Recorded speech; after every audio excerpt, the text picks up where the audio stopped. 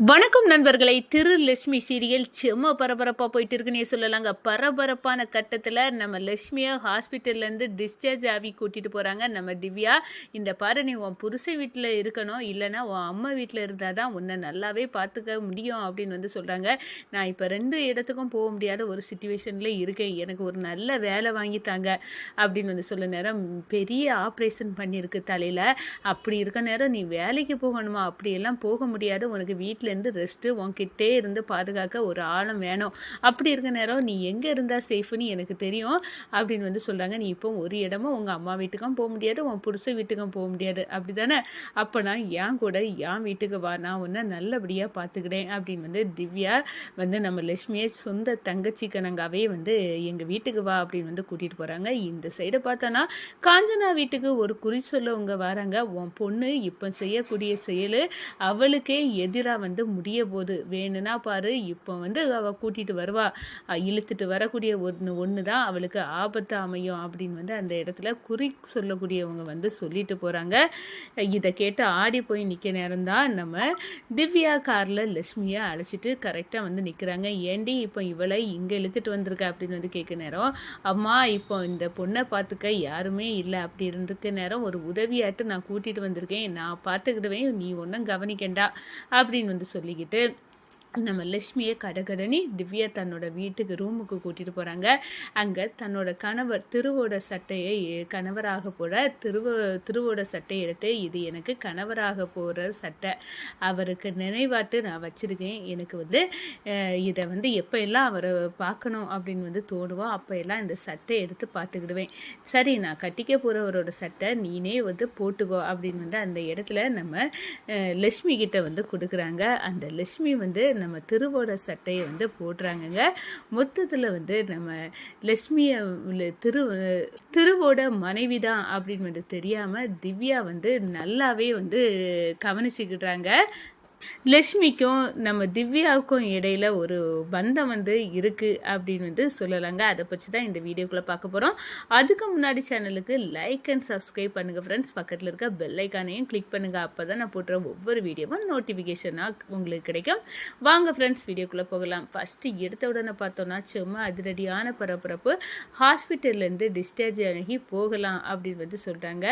நம்ம திவ்யா சொல்கிறாங்க, நீ இப்போ உன்னோட புருஷன் வீட்டுக்கு போனோம், இல்லைன்னா உன்னோட அம்மா வீட்டுக்கு போனோம், சொல்லு எங்கே போகிற அப்படின்னு கேட்க நேரம், எனக்கு 2 இடத்துக்கும் போக முடியாது அப்படின்னு உள்ள சிச்சுவேஷனில் மௌனமாக இருக்காங்க நம்ம லட்சுமி.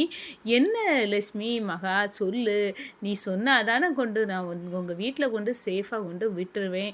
அதோட பார்த்தோன்னா உன் புருஷன் வீட்டுல உன் புருஷன்கிட்ட 4 கேள்வி கேட்கணும், எதுக்காக நீ தொட்டு தாலி கட்டின உன் மனைவியை நீ தனியாக தவிக்க வச்சுட்டு உனக்கு போகிற அளவுக்கு எந்த பெரிய வேலை உனக்கு இருக்குடா அப்படின்னு அவன் சட்டையை பிடிச்சி உழுப்பணும் அப்படின்னு சொல்ல நேரம், ஐயோ வேண்டாம் மேடம், அவருக்கு சிச்சுவேஷன் அப்படி அப்படின்னு அந்த இடத்துல சொல்லிடுறாங்க நம்ம லட்சுமி. இந்த சைடு பார்த்தோன்னா, சரி நான் உங்கள் அம்மா வீட்டு அட்ரஸ் தான், அங்கே கொண்டு விடேன் அப்படின்னு சொல்ல நேரம், அங்கே நம்ம கஜேந்திரன் வில்லனை நினச்சி பார்க்குறாங்க நம்ம லட்சுமி. ஐயையோ, அங்கே போனால் அந்த ஆள் அவருக்கு நான் கிடைக்காத வெறியில் என்ன உண்டு இல்லைன்னு பண்ணிடுவான் அந்த கஜேந்திரன் அப்படின்னு மனசுக்குள்ளே நினச்சிட்டு, ஐயோ அங்கேயும் போக முடியாது, இப்போ இருதல்ல கொல்லி எறும்பாட்டு எனக்கு சிச்சுவேஷன் ஆகி போச்சு மேடம், நீங்கள் என்ன ஒரு வேலை வாங்கி தந்தேன்னா போதும், நான் அதை வச்சு பொழைச்சிக்கிடுவேன், என்ன மேஜர் ஆப்ரேஷன் பண்ணியிருக்கு, உனக்கு இப்போ வேலையாக கேடு, உன்னை பக்கத்தில் இருந்து ரெஸ்ட் எடுத்து நல்லாவே உன்னை கவனிச்சுக்கிட்ட ஒரு ஆள் தேவை, உன்னை நல்லா கவனிக்கணும், அதுதான் முக்கியம்,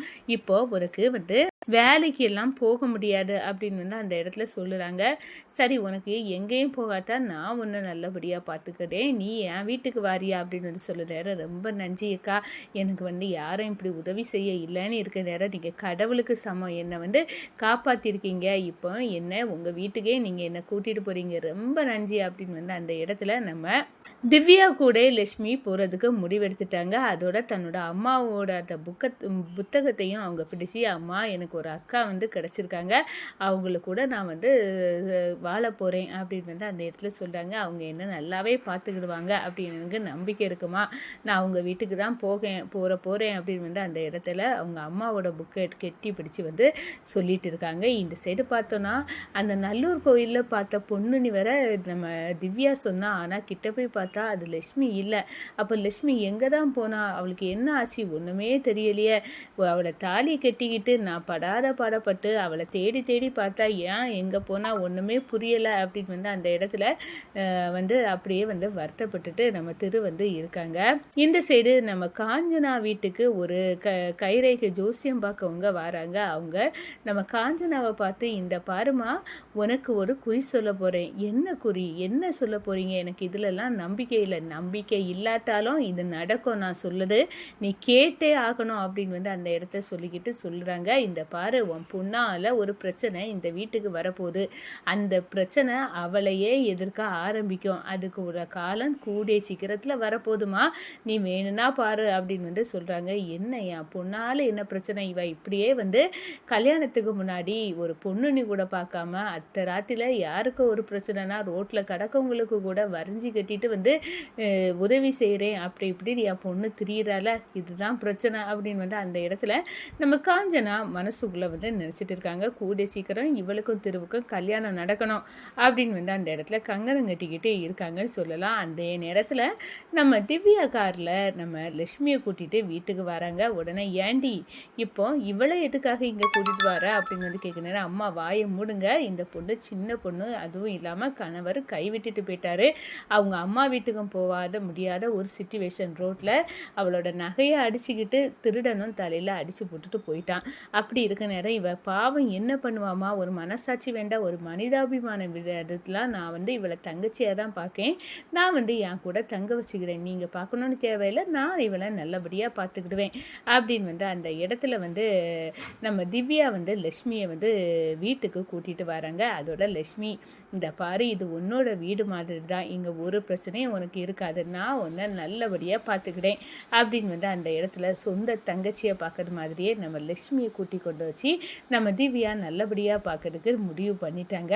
அதோட கபோர்டில் தன் கணவராக வரப்போகிற அந்த திருவோட சட்டை எடுக்கிறாங்க. இந்த பாரு, இது என்னோட கணவராக வரக்கூடிய இருக்க சட்டை, ஆனால் உனக்கு இப்போ வந்து சட்டை போட்டால் நல்லா கரெக்டாக இருக்கும், ஏன்னா உனக்கு இந்த புடவையெல்லாம் வந்து இழுத்து பிடிச்சி கெட்டிட்டு இருக்க முடியாது, இந்த சட்டையை மாற்றிக்கோ அப்படின்னு வந்து. பரவாயில்ல, இது நீதானே போட, உனக்காக நான் என் கணவராக போகிறவரோட சட்டையை தாரேன் அப்படின்னு வந்து அந்த இடத்துல கொடுக்க நேரம் நம்ம லட்சுமி வந்து திருவோட சட்டையே, தன்னோட புருஷன் சட்டையே திவ்யாவுக்கு கையால் வந்து தனக்கு கிடைச்சி வந்து போட்டு வந்து சந்தோஷப்பட்டுக்கிட்டு இருக்காங்க. இந்த சைடு பார்த்தோன்னா நம்ம லட்சுமியை காணலன்னு மண்டையை போட்டு பிச்சுக்கிட்டு நம்ம திரு இருக்காங்க. நம்ம அக்கா திவ்யா இவங்க நம்ம மேலே எவ்வளோ அன்பு வச்சுருக்காங்க, கடவுள் வந்து எங்கே போனாலும் என்னை கைவிடாத சொந்தமாட்டு இவங்க வந்து ஒவ்வொரு இடத்துலையும் வந்து எனக்கு அமைஞ்சிறாங்க அப்படின்னு வந்து அந்த இடத்துல வந்து நம்ம லட்சுமி திவ்யாவை நினச்சி சந்தோஷப்படுறாங்கங்க.